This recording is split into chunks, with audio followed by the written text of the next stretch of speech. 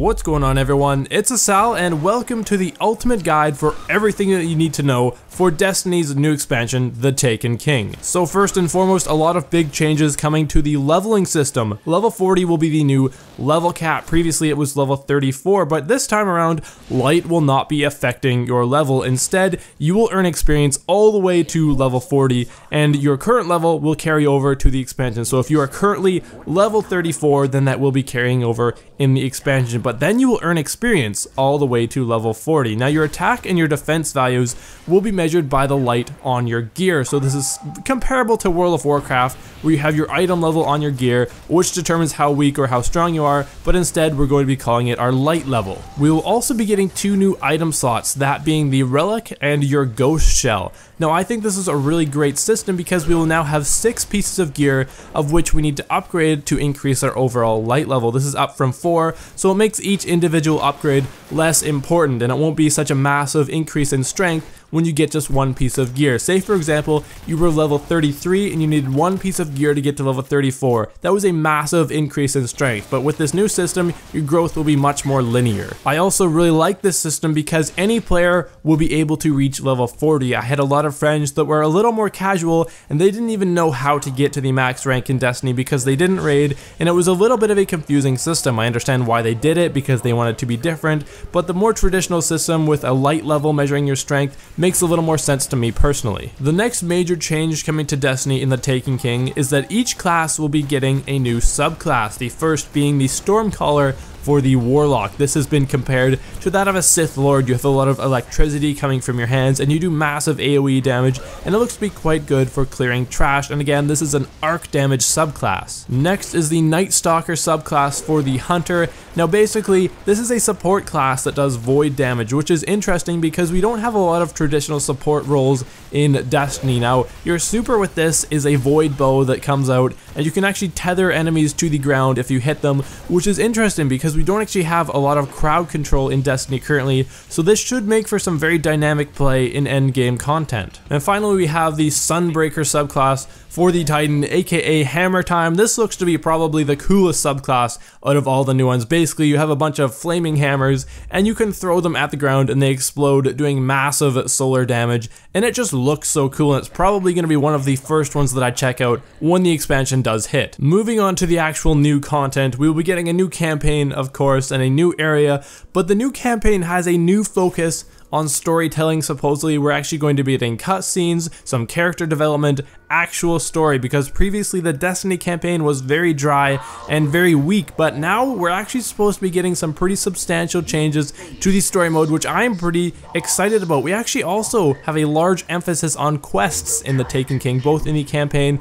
and outside of the campaign. We will actually have quest givers around the tower and real just rewards for completing the quest. They want the quest to feel rewarding and actually worth completing. There will be a new raid as well, that is the King's Fall, where we will be fighting Oryx, who is the father of Crota. Now this raid is supposedly, again, very different from any other raid we've done before. They've actually developed it from the ground up with hard mode first, so that'll be great because they've actually developed this with having a challenge be in mind, and then they've scaled it down to normal. So hopefully we'll have some really great new endgame content with the raid. We also have 3 new strikes, and these strikes are supposedly the best ones to date, quote Bungie there. They're designed to be dynamic, and that means they won't be the same every time, and you'll actually have to think about how to do these rather than just fight a big bullet sponge each time. We have seen one of these strikes, that being the Shield Brothers strike in one of Bungie's live streams, and this strike looked a lot better than the ones we currently have. The final boss actually had mechanics, it had mobility, the boss would actually move, believe it or not. It sounds silly, but for Destiny, this is some pretty groundbreaking stuff. Coming to the Crucible, we will be getting 7 new Crucible maps. That's quite a substantial amount compared to previous expansions,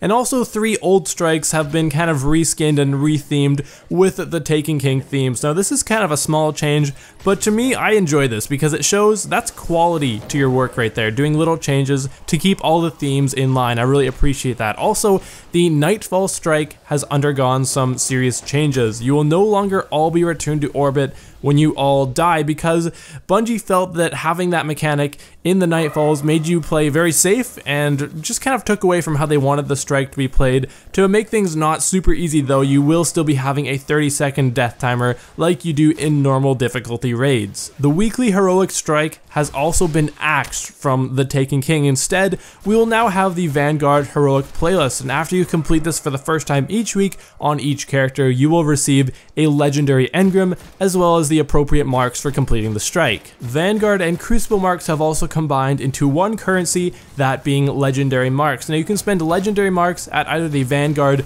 or the Crucible vendor depending on where you would like to spend them. There is still a limit of 200 that you can carry at one time, but the limit as to how many you can earn per week has been removed. Now with the removal of the weekly heroic strike, we will obviously no longer be getting strange coins from that because it does not exist, but instead these strange coins will be dropping in greater number from other sources. Also, we have some cool changes coming on the PvP side of things. We will now have weekly PvP quests to complete, and after you complete all of the weekly PvP quests, you will unlock the PvP bounty from the quest giver, and after completing this, you will receive Nightfall level gear from completing this bounty. This change really excites me because I think PvP doesn't have a lot of ways to get gear specifically through PvP other than through the vendor or the Iron Banner, which only comes around every so often, and I think this change is really great because it offers some more ways for players to receive rewards who aren't really interested in the PvE side of things. Moving on to the patrol mode, we have some big changes coming in this department as well. We have two new patrol areas, the first being the Dreadnought Oryx's ship and another on Phobos, which is one of Mars' moons. Previously,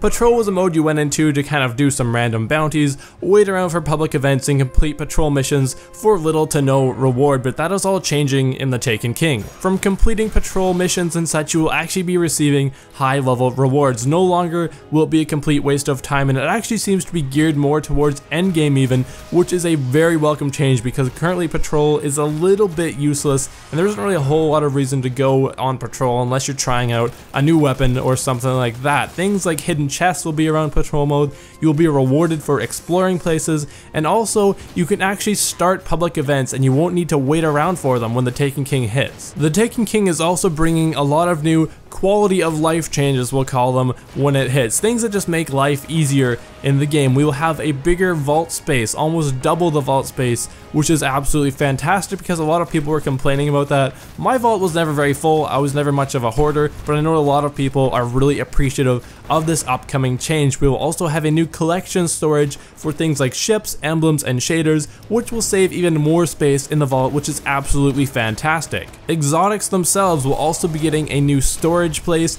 down near the class trainers in the tower. You can go to a little terminal on the wall and you can view all of your exotics, the ones you have, the ones you don't have, the ones that are upgraded to year 2 powers. You can see all of them right there. Once you collect an exotic, it will be there forever. Even if you dismantle it, you can go back there and pull out a new exotic, which is absolutely perfect. It saves even more space and it adds more of a feature for completionists, I'll say. If they don't have all the exotics, they can see them all laid out, see the ones they have, they don't have. And this also goes for ships, shaders, and emblems as well. It's more of a completionist feature, and I really appreciate that. It's worthwhile to note that not all current year 1 exotics will be available at year 2 power levels. Some of them will be initially, but not all of them. So things like the Gallowhorn won't be available at year 2 power levels right away, though we have been told that over time, a lot of the year 1 exotics will be available at year 2 power levels as time goes on. Another small but I think really fun change to the exotics in the Taken King are that, you know, that fun perk on each exotic weapon that you have to grind for a while to unlock to actually see what the weapon is really like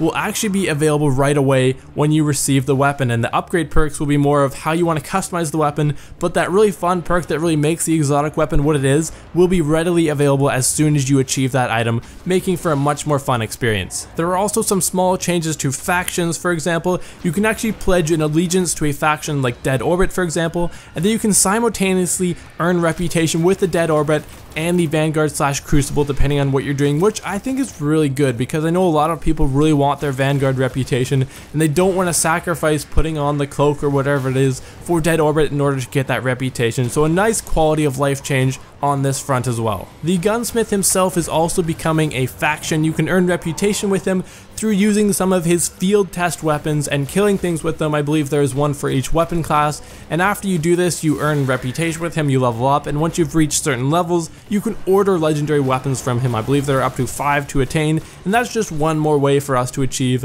legendary weapons. We also have a new upgrade feature coming with the Taken King.